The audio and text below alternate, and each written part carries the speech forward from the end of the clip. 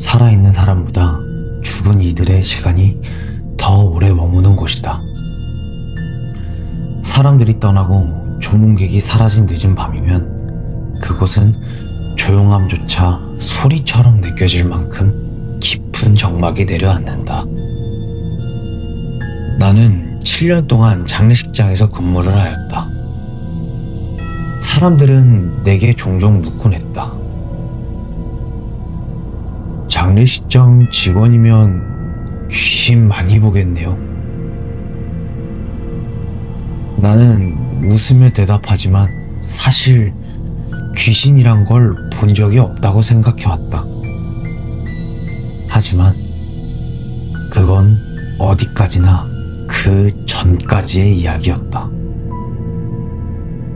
오늘 나는 내가 근무 당시 겪었던 일 중 도저히 설명할 수 없던 그 사건을 이야기하려 한다.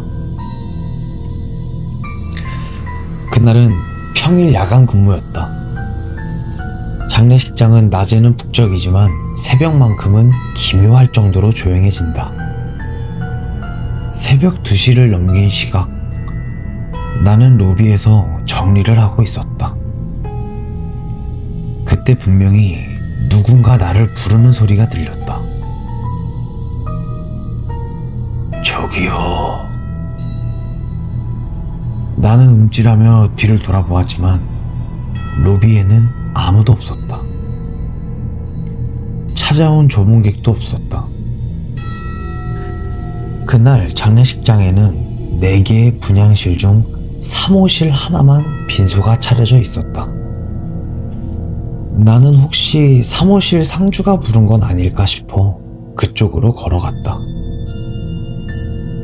사무실 앞에 도착하니 이상하게도 불이 꺼져 있었다. 야간에도 상주는 불을 켜둔 채 자리를 지키는 경우가 대부분이다. 그런데 분향실은 어둠뿐이었다. 저 상주분 계십니까? 나는 조심스레 문을 열었다. 분향실에는 아무도 없었다. 그때 고인의 이름과 상주의 이름이 보여지는 모니터가 갑자기 CCTV 화면으로 바뀌었다. 그 화면 속으로 복도 끝에서 누군가가 천천히 걸어오고 있었다. 그는 중년의 남성이었다. 하얗게 뜬 얼굴, 축 늘어진 어깨. 하지만 문제는 그게 아니었다. 그는 사무실 문 쪽을 향해 걸어오고 있었다. 바로 내가 있는 곳으로 말이다. 순간 나는 뒤통수가 서늘해졌다. 뭐지? 그런데 더 끔찍한 건 따로 있었다. CCTV에는 그가 점점 가까워지는데 실제 복도에서는 아무 소리도 아무 그림자도 아무런 인기척도 없었다. 그리고 그는 CCTV 화면에서 문 앞까지 도착하자 갑자기 화면 속에서 사라져버렸다. 그때였다. 문이 열리고 상주로 보이는 중년 여성이 뛰어들어왔다. 얼굴이 눈물에 젖어 있었다. 저기 혹시 방금 여기 누가 들어오지 않았나요? 나는 얼어붙은 채 고개를 저었다. 아니요. 들어온 사람은 없었는데요. 상주는 떨리는 손으로 허공을 가리켰다. 방금 전까지 여기에 제 남편이 있었어요.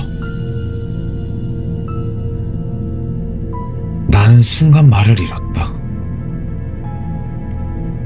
사무실에 보이는 바로 이 여자의 남편이었다. 그녀는 관을 가리키며 울먹거렸다. 그 사람 방금까지 저한테 말을 걸었어요. 여보, 왜 여기 있냐고. 그렇게. 근데 직원분, 그 사람 지금 여기 있죠?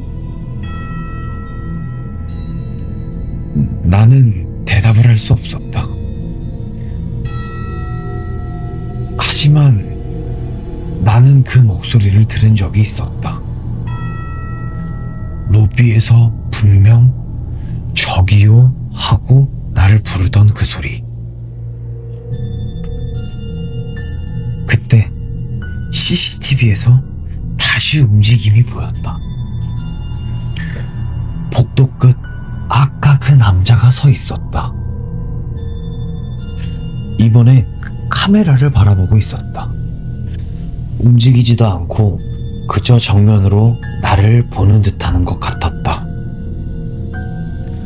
나는 급히 모니터실로 뛰어가 선배에게 말을 했다. 선배, 사무실 CCTV에 이상한 게 잡혀요.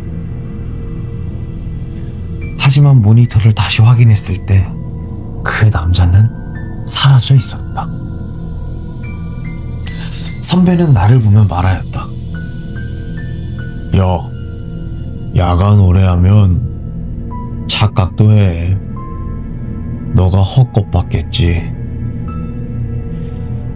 그 말이 끝나자마자 CCTV의 다른 화면에서 갑자기 쿵 하는 소리가 울렸다. 사무실 방향 쪽이었다. 우리는 동시에 헤드셋을 벗었다. 들었죠? 방금. 그래. 이건 들었다. 우리는 조심스럽게 사무실로 향했다. 문 손잡이가 미세하게 흔들리고 있었다. 마치 안에서 누군가 손잡이를 잡고 있는 것 같았다.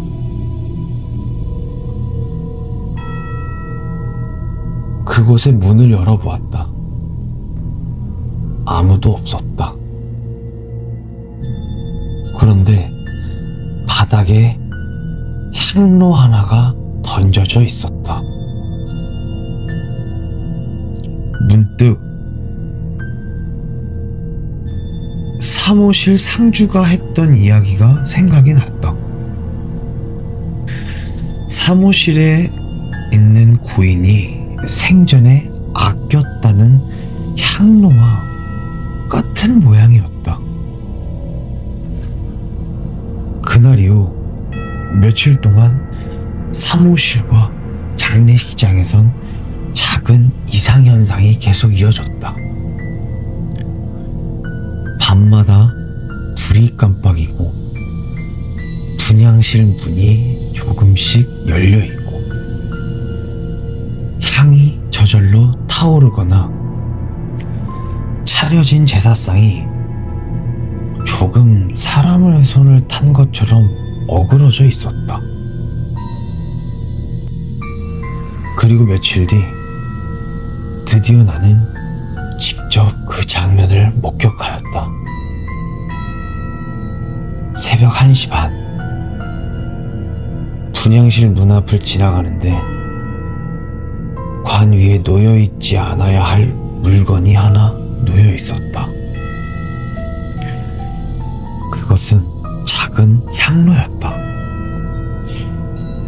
예전에 분명 바닥에 떨어져 있던 그 향로가 관 위 한가운데에 놓여 있었다. 나는 너무 놀라 아무 말도 못하고 서 있었다. 그때 선배가 들어왔다. 봤냐? 나는 떨리는 목소리로 말했다. 선배님, 이거 대체 누가... 선배는 단호하게 말하였다. 지금 너도 나도 아무것도 안 본 거다. 이건 그냥 넘어가는 게 좋아. 다음날 장례가 끝난 후 주간 장례 지도사가 나를 불렀다. 너 사무실에서 이상한 거 봤다며? 나는 말을 아끼다가 조심스레 대답하였다. 네. CCTV에도 자꾸 뭐가 잡히는 것 같고 향로나 그런 것도 움직이는 것 같고. 장례 지도사는 한숨을 쉬며 말하였다. 사무실은 몇 년 전 사고가 있었던 곳이야. 운구 중 고인의 관이 미끄러져 떨어졌던 적이 있지. 그 이후로 그분이 제자리를 찾아다닌다는 말이 자꾸 돌았어. 나는 숨을 삼켰다. 지도사는 조용히 말하였다. 우린 그걸 누구라고 부르지 않아. 그냥 마지막 인사를 못한 마음이라고 생각을 하지. 나는 그 말을 듣고서 떨림이 가라앉지 않았다. 그날 이후 나는 야간 근무를 그만두게 되었다. 그리고 지금도 가끔 새벽에 장례식장 복도가 떠오른다. CCTV 속 복도의 끝, 빛이 닿지 않는 그림자 같은 자리에서 가만히 서서 카메라를 바라보고 있던 그 남자. 그가 누구였든 왜 그 자리에 있었든 한 가지는 확실하였다. 그날 이후 나는 절대로 누구에게도 이렇게 말하지 않는다. 이 세상에 귀신은 없어. 그 말을 더 이상 확신할 수 없게 되었기 때문이었다.